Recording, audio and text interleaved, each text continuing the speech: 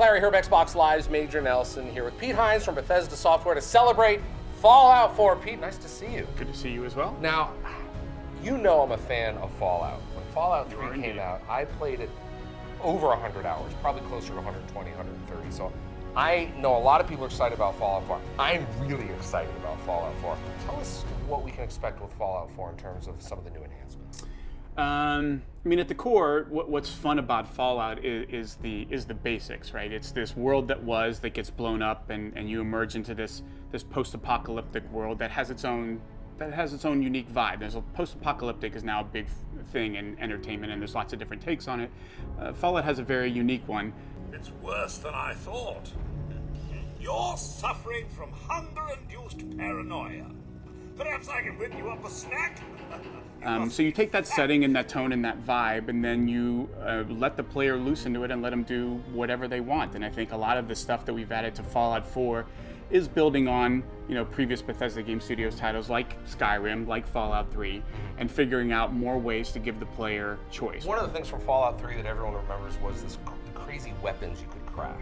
I assume we're going to have some of that in Fallout 4 as well. For sure, yeah. There's a whole wide variety of weapons. All of the weapons in the game can be modified. Melee, guns, so there's a core set of weapons. There's probably 50 or so, but then all of those basic types can be modified in just a ridiculous number of ways, depending on whether you want to take this pistol and make it more like a sniper weapon, or you want to make it more for close range. And every mod has its sort of pluses and minuses in some cases, so you can decide you want to do more damage at a sacrifice for range, or to less accurate but a wider spread on something like a shotgun. So again, it really sort of caters to you deciding how you want to play the game, how you want to modify your weapons, what kind of character you want to play, who you want to be. Or you can ignore all that stuff. You don't have to build a mod at all. You can just buy and sell what you want, scavenge things from the world, and find cool new stuff off of people and decide to use that. So it's not a requirement. The game is always about you playing the way you want.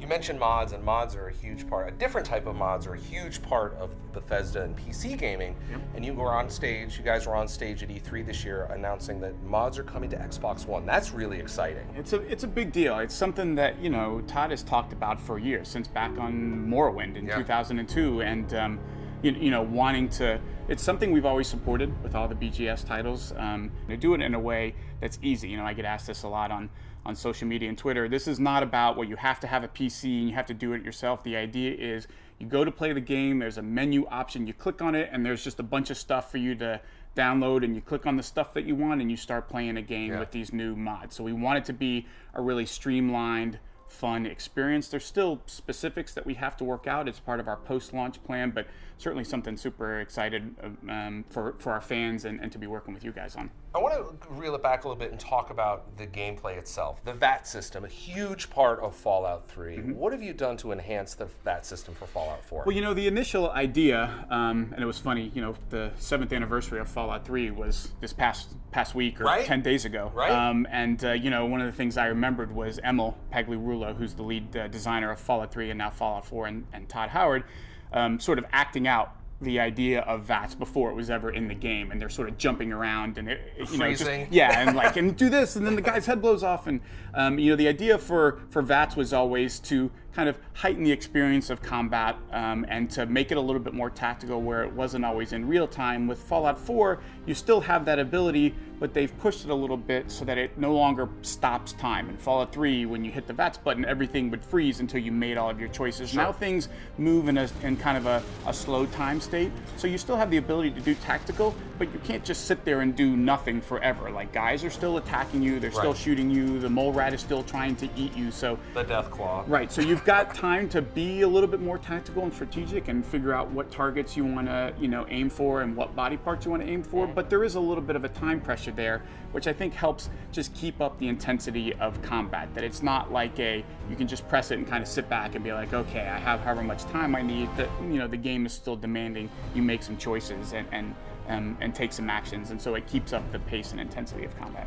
When you made Fallout 3, and I was playing Fallout 3, I just remember those magical moments I would have where you're walking through the wasteland and you're walking for a minute or two and there's not much going on, you're picking up bottle caps, and then you encounter these, whether it's a small community of bandits or we were just talking earlier, about the spaceship that crashed, and you're like, what's going on here? Right. Can we expect more of those in Fallout? Absolutely. I mean, I think a big part of our games, when you look at the Elder Scrolls and here in the case of Fallout, that the world itself is perhaps the most important character. One of the great things about Fallout 3 that I'm sure you'll remember is coming across like an abandoned house and going in there, and some of just the immersive storytelling, like finding a skeleton in the bathtub with a toaster and an empty bottle of whiskey, and just sort of being able to kind of chuckle to yourself at the story that just got told there. Nobody gave you any dialogue. Right. There wasn't anything to happen. That guy's not even alive, but you can kind of see the picture that the level designer is painting for you there of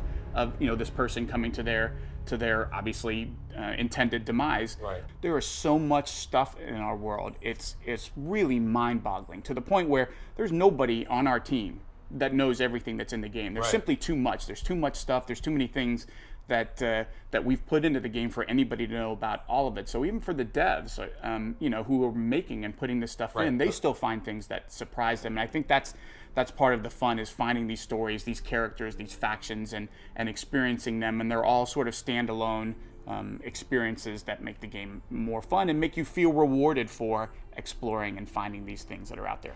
You can see, even just in the tone for the world, that Fallout 3, I'm not sure we ever used the color blue, ever.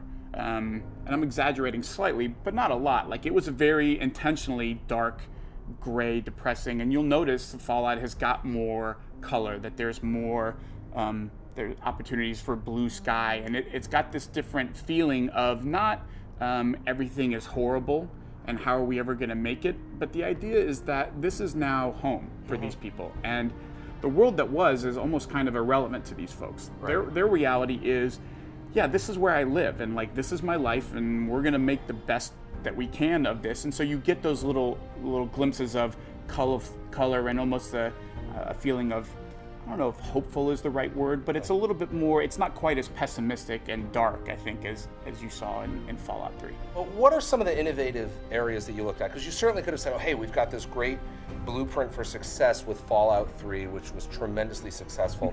What have you done to build on that in the areas that you've innovated for Xbox Sure. One? Well, one of the things that Todd Howard has talked about a lot as far as their approach is that every game gets treated sort of from scratch, that we don't walk into it thinking, well, here are the things we have to keep, and then let's talk about it. Everything sort of gets reevaluated and re-examined. There is no like, well, obviously we're keeping this, or so even something like VATS doesn't get the well, obviously we're keeping VATS. It doesn't get a fast pass in. Right. Everything gets evaluated, like, do we like how we did this? Is there something else we should do? Should we do more? Should we do less? Like, there's no kind of sacred cows, and I think that's part of his belief that you can get stale by sort of staying in one spot or taking the safe route of not trying to change too much. And he really believes, look, everything has to be reevaluated and re-examined, and keep the stuff that worked and improve the stuff that didn't, or try new things. He really loved the idea of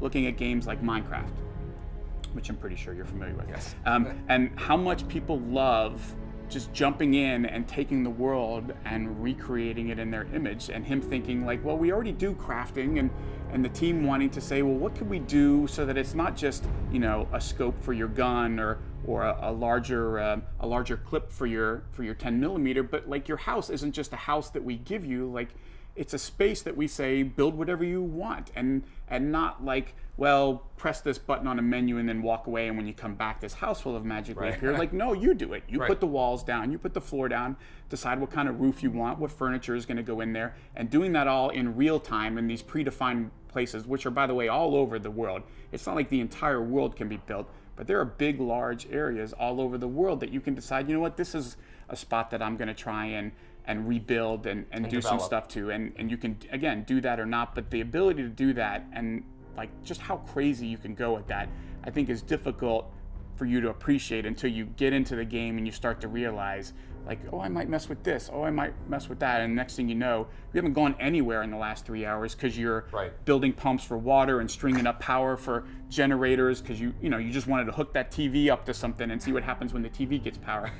It's that kind of sort of pushing the boundaries of what you can expect in a role-playing game and allowing you to kind of rebuild the world that I think makes the game really different. And you know, the big thing that again is it's just a feel thing. But I've already talked to quite a few folks who have played the game and commented on this to me is how different the gunplay feels. Yeah. You know, it is super important. It is a game ultimately that most folks are going to choose to go shoot guys and fight raiders, and just how much different and better the gunplay feels when you're firing a submachine gun or a shotgun. It's something they spent a lot of time on. They worked with the id guys to talk to them about making the guns feel more And they know responsive. a thing or two about The weapons. guys know a little bit about how to make a weapon feel like a weapon. So that, you know, that's not the kind of stuff that folks usually ask about. You know, they want to know about like big feature stuff, but really improving and enhancing that combat, I think, is a huge thing that folks are going to enjoy a lot. So Pete, I haven't had a chance to play Fallout 4 yet, but can you tell me about your character and how you're developing that, just so I can get a few tips? Sure. You know, we start you off and you have 28 points to assign to your specials, which are your base attributes, strength and perception. You know, my problem is when I play a role-playing game, I tend to try and be like jack of all trades. So you're peanut butter. Yeah, I try and sort of, I never want anything to be too low. But the really interesting thing, the more that I play the game, and I think the thing the team did a great job on is this really interesting tension that every time I level up, I get angsty because I can't decide exactly what I want to do most, because those level up points are so precious and there's so much stuff that I want to do. Right. And so, you know, I always drop points, for example, into gun nut as soon as I can, because I love modifying my guns. But the thing that they do is there's multiple ranks for each perk. So gun nut, you can level up multiple times, but they stretch out how far in between you're able to do those. So it's not like I can put it into gun nut and then I can do it again the next time. Again. Like they let you do gun nut and then they say, you know what, the next one you're not going to be able to do until you level up to level 14. And so I'm actually forced to figure out, all right, well, what else am I going to focus on? What else am I going to put my stuff into? Right. And so I do a lot of stuff in and around crafting. I focus on armorer, which is a strength thing. I focus on science and gun nut. One of the things I focus on a lot is you have a perk that allows you to get more resources out of the stuff that you break down, and you find that here's a little tip for you folks who like to build your own stuff. Adhesives and screws are unbelievably important. Okay. They are incredibly, they're rare, and you can't build anything to modify your armor or weapons without adhesives. So duct tape. Like, I don't get excited about anything in the game like I get excited about finding duct tape in the world. Because when you find duct tape, you're like, yes, now I can build that scope. Now I can put that extra mod on my armor or whatever it is. So I tend to put points into things that allow me to find those things better, which is cracking safes, getting into computer systems, or just scavenging better stuff when I find stuff. So it's a really interesting system that doesn't allow you to just say, I'm going to keep picking that perk over and over again. They actually force you, based on the requirements, to kind of spread out and to figure out, like, you can't just keep doing this over and over again, and you're going to kind of pick and choose from different abilities or different perks as you go along. I'm still having a ton of fun with it and figuring out kind of where I want to go, and sometimes I'll save a point because I know I'm going to unlock a requirement soon. But that whole system, you know, we were talking before about Fallout 3 and the character system and just how it's different from Fallout 3. This is one way. It's very subtle, but playing through it, it's very different than previous games. But I think folks are really going to enjoy it when they start to figure out just how deep and really complicated it is.